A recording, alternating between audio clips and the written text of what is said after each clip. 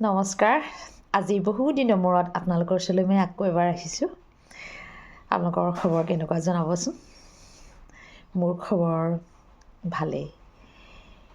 আচলতে ভালেই বুলি কৈছোঁ হয়, বহুতো কিছু ভাল বেয়াৰ মাজেৰে আগবাঢ়ি যাব লাগিব ন। আৰু তেনেকুৱা আছিলে কিছু কাৰণত আচলতে মই আহিব পৰা নাছিলোঁ। এতিয়া আকৌ আহিব চেষ্টা কৰিম। এটা কথা কওকচোন, আপোনালোকে মেডিটেশ্যন কৰিছে নাই? ধ্যান কৰিছেনে বাৰু?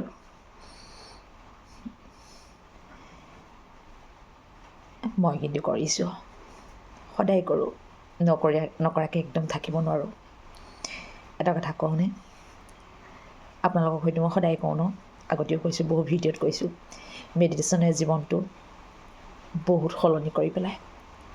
ভাবিব নোৱাৰিব, মানে কি ক'ম, আচৰিত ধৰণে সলনি কৰে জানেনে। সেইকাৰণে আপোনালোকক সদায় কওঁ, মেডিটেশ্যনটো কৰক, মেডিটেশ্যনটো নিজৰ জীৱনত বান্ধি ল'ব।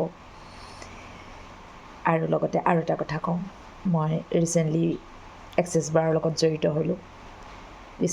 এক্সেছ বাৰৰ আচলতে বহুকেইজনকে মই বাৰ্তা দিছোঁ আৰু তেওঁলোকে সুফল পাইছে। আৰু যিখিনি এনচাৰ গোটেইখিনি পজিটিভ, বিৰাট ভাল লাগিছে, কৰিও ভাল লাগিছে। আৰু যেতিয়া যাক দিওঁ, তেওঁলোকৰ যেতিয়া এনচাৰবোৰ পাওঁ, সঁচাকৈ বহুত ভাল লাগে। এটা কথা কওঁ হা, মেডিটেশ্যন কওঁ যে আপোনালোকক, মেডিটেশ্যনটো কৰিবলৈ মানুহৰ ধৈৰ্যও থাকিব লাগিব, প্লাছ মানে কেতিয়াবা সময় লাগে, পটককৈ নহয়, হয়নে? কিন্তু এটা কথা সদায় কওঁ আপোনালোকক, মেডিটেশ্যন মানে স্বৰ্গৰ সুখ। সঁচাকৈ কৈছোঁ, মেডিটেশ্যন যদি কৰিব পাৰে, সঁচাকৈ সুখ অনুভৱ কৰিব। আৰু লগতে প্লাছ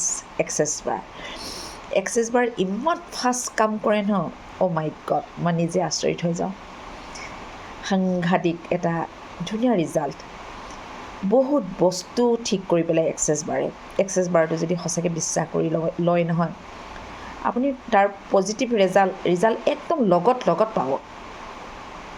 আৰু এটা কথা কওঁ, ব্লকিংবিলাকতো খোল খায়েই, আপোনাৰ বহুত ব্লক থাকে ন আমাৰ।